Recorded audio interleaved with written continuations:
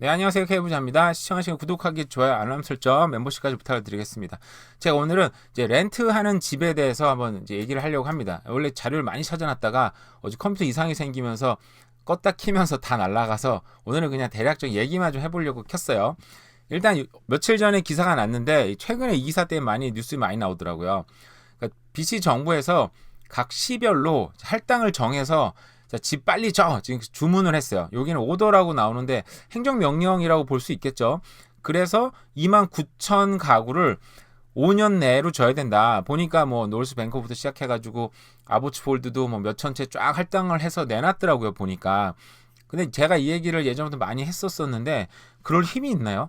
BC 정부의 주정부도 아니고 프라빈시얼 가버먼트죠. 이게 그럴 만한 힘이 있는 건지 그리고 각 시들은 그럴 만한 뭐 땅이 있고 그럴 만한 어떤 행정력이 있고 그럴 수 있는 건설사가 있는지는 잘 모르겠어요. 제가 뭐 그 관계자 아닌데 그냥 부동산 뉴스를 늘 보다 보니까 한 가지 확실한 건 있더라고요. 보니까 정부에서 추진하는 거는 힘이 없다. 왜냐하면은 이 어떤 건설사들의 어떤 가장 강한 추진력은 결국은 그들의 이익에서 나온다. 사람도 마찬가지긴 해요. 근데 더 깊이 들어가면 그런 돈보다는 사람 움직이는 건 어쨌든 그 마음이긴 하지만 뭐 그거는 뭐 다른 얘기니까 일단 건설사들은 어쨌든 간에 돈을 벌지 않는 이상 돈을 확실히 벌 수 있는 건수가 아닌 이상 달려들 필요가 없는데 요즘 정부에서는 열심히 밀고 있는 게 뭐 이런 집을 저도 좋아요. 뭐 참 좋다고 생각은 하는데 문제는 밴쿠버부터 시작을 해가지고 요즘 목숨 걸고 있는 게 그 렌트예요, 렌트.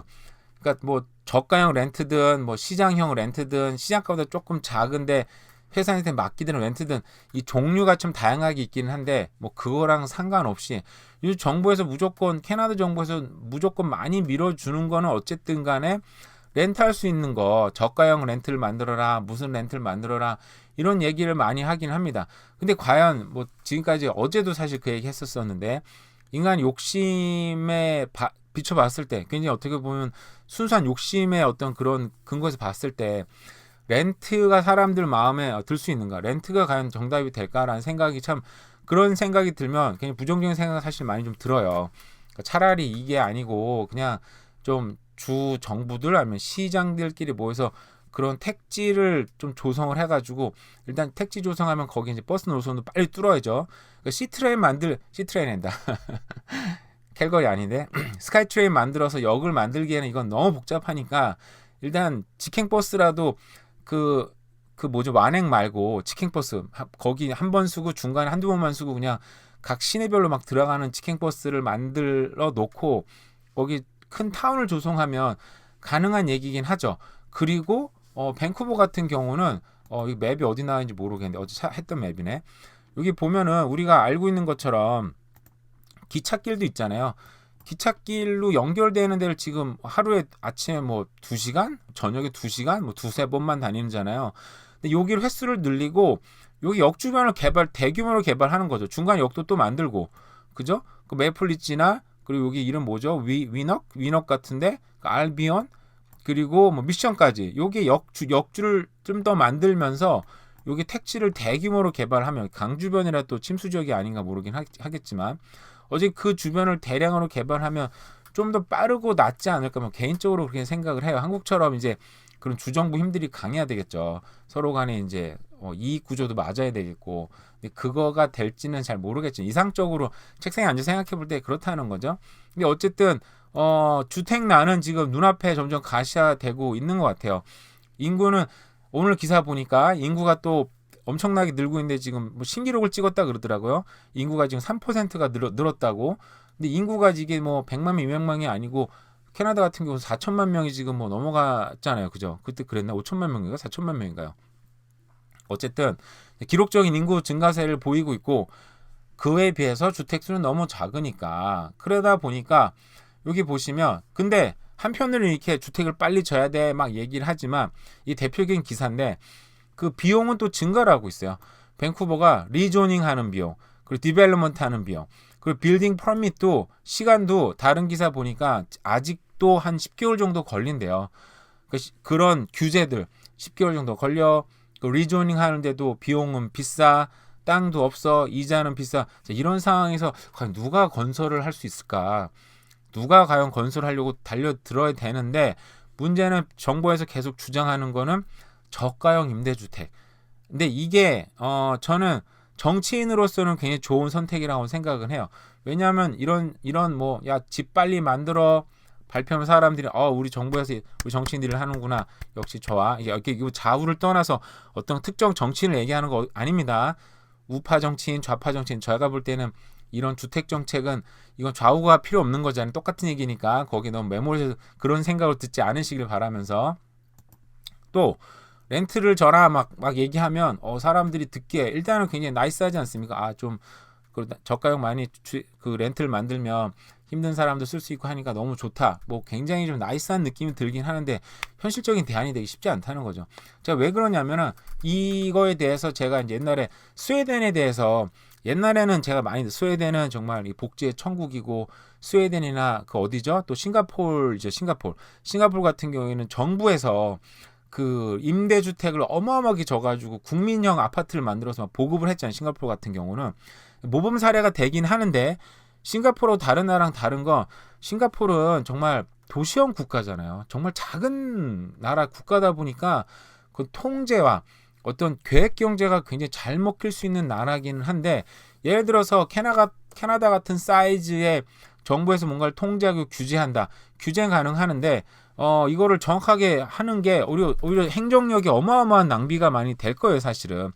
그러다 보니까 미국이나 이런 데서도 총기 규제를 허락했던 게 애초에 경찰력이 이제 보호할 수가 없으니까 니네 집은 니네가 지켜. 그래서 총기 규제 허락이 됐고, 캐나다도 저도 옛날에 몰랐는데 요즘 보니까, 요즘이 아니죠. 꽤 오래전에 알긴 했지만 그 총기가 허락을 받기가 미국만큼은 아니지만 허락이 되더라고요, 보니까. 왜냐면 캐나다도 그걸 RCMP 부르면은 우리는 도시에 사니까 그렇긴 한데, 도심에서 딱 벗어나면 신고를 해도 경찰들이 안 옵니다, 여기도. 뭐 정말 큰일이 아닌 이상. 그러니까 뭐 이틀 뒤에 오고 3일 뒤에 오고, RCMP도 생각해 보세요. 인구 몇 명 안 되는데 그 넓은 지역을 다 이렇게 뭐 치안을 유지하기 쉽지 않잖아요. 그래서 특히나 렌치 같은 데서는 총들 다 갖고 있더라고요, 보니까. 어쨌든 딴 얘기지만, 자, 스웨덴의 사례 한번 보겠습니다. 스웨덴이 그렇게 많은 주택을 정부에서 공급을 했는데, 이게 저도 스웨덴 공부를 해보니까 굉장히 복잡해요. 이게 단순히 정부에서 렌트를 공급했다 이런 수준이 아니더라고요, 보니까. 근데 문제는 정부에서 렌트를 공급을 했는데 당연히 수요만큼 공급이 될 수가 없죠. 그죠? 그러다 보니까 이 렌트도 한정적이다 보니까 젊은 사람들이 들어갈 수 있는 우선순위가 젊은 사람을 얻어서 가장 좋은 렌트, 가장 저렴하면서도 좋은 렌트를 들어가면 5년인가 10년인가 살면은 당첨도 되기도 어렵고, 살면은 또 다시 또 다른 렌트, 1티어예요. 1티어. 그러니까 2티어로 넘어가야 되고, 거기서 끝나면 3티어로 넘어가면 30대 중반 정도가 되면 그 렌트를 살기가 어렵다 그러더라고요, 현실적으로. 그러면 이 사람들이 그때는 시장에 나가야 되는데, 스웨덴도 그렇게 렌트가 어마어마하게 공급돼 있지만, 여기 보세요. 일단은 뭐 이게 복잡한 얘기는 빼고 전체적으로 보시면 아마 스웨덴이 정말 전 세계적으로 이 주택 정책 너무 잘 됐고 복지 정책 잘 됐고 이런 평가를 받았던 때는 제가 볼 때는 90년대 초반이었던 것 같아요. 왜냐하면 전 세계가 막 이때 집값이 들썩썩 할 수도 있는데, 스웨덴은 집값을 잡고, 그죠? 집값이 장기 하락, 거의 뭐 88년도부터 하락하기 시작했으니까 거의 10년 가까이 하락을 했어요. 그러니까 물가도 잡고 주택 가격도 잡은 이 스웨덴이 전 세계 모델이 됐다라고 했는데, 근데 우리가 흔히 알지만, 근데 제가 보니까 스웨덴 같은 경우는 이 워낙 시장에 렌트 물건이 많다 보니까 시장에 소위 말해서 거래할 수 있는, 그러니까 프라이빗 프리홀드죠. 내가 소유할 수 있는 시장에 나온 그 주택 매물 자체가 적다 보니까 스웨덴 같은 경우는 30년째 장기 상승 중이라 그러더라고요. 그때 옛날에 뭐죠? 그 국제금융 위기도 크게 겪지 않았다고 막 그런 얘기를 들었어요. 근데 그래 보니까 겪었는데, 어쨌든 간에 장기 상승을 하고 있다는 거죠. 하락했기 때문에 그만큼을 아주 폭등으로 메꿔버렸고요. 바로 메꾸고 2009년에 있는 이 금융위기 때도 굉장히 짧게 겪으면서 여기도 불과 정말 1, 2년 만에 거의 그래프를 회복하고 전고점 넘어서서 완전 급상승하는 그래프가 나타났죠. 뭐 다른 뭐 그래프도 마찬가지입니다. 그죠?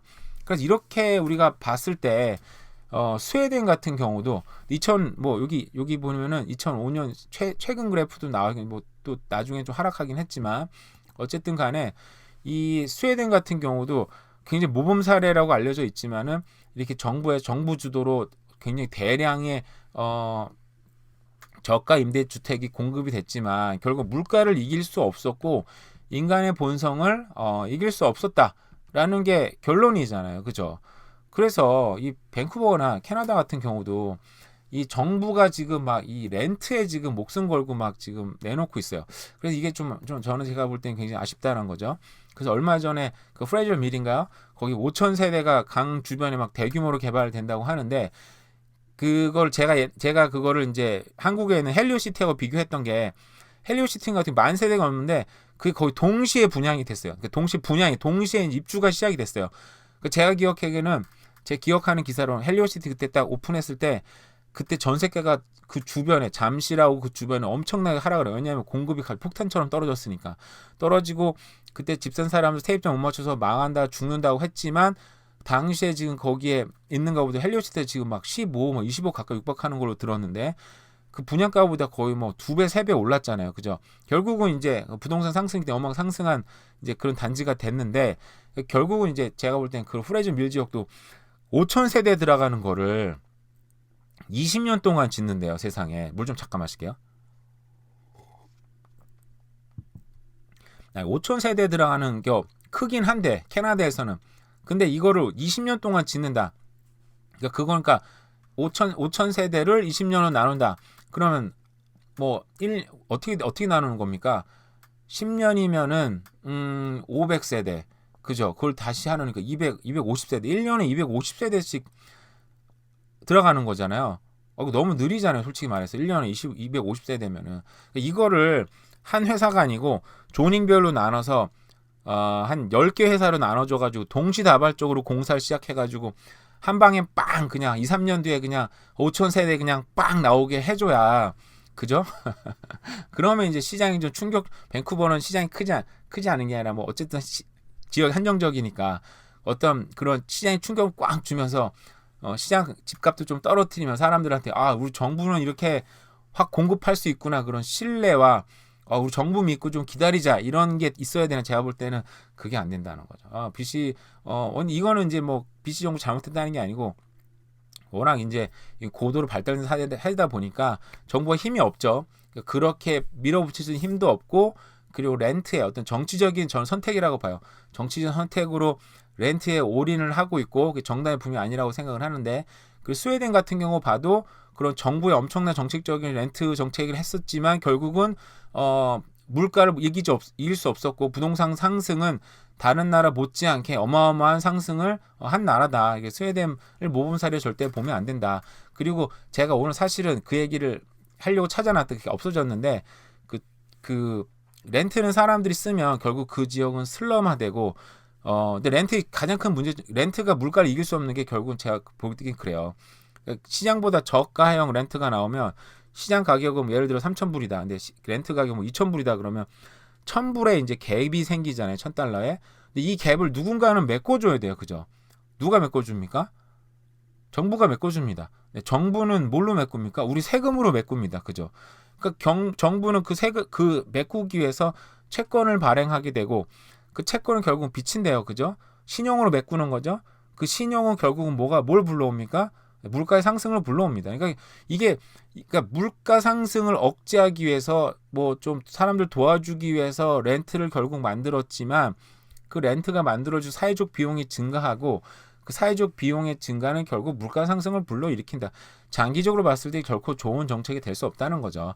근데 물론 이런 자세한 거는 여러분도 다른 유튜버들 정말 설명 잘하시는 분들 많아요. 뭐 자유지성님이라든지 유튜브에 정말 설명 잘하는 분들 많으니까 이거는 좀 더 공부를 하시면 좋고요. 저도 잘 모릅니다. 그냥 그러니까 그래서 저는 얼마 전부터 정부에서 너무 지금 이 렌트 정책에 지금 꽂혀서 하는 걸 보면서 이게 답은 아닌데 좀 아쉽다라는 생각이 들어서 오늘 영상을 만들었습니다. 네, 얘기하다 보니까 쓸데없는 거 좀 언성을 높였나 싶은 생각이 들기는 하네요.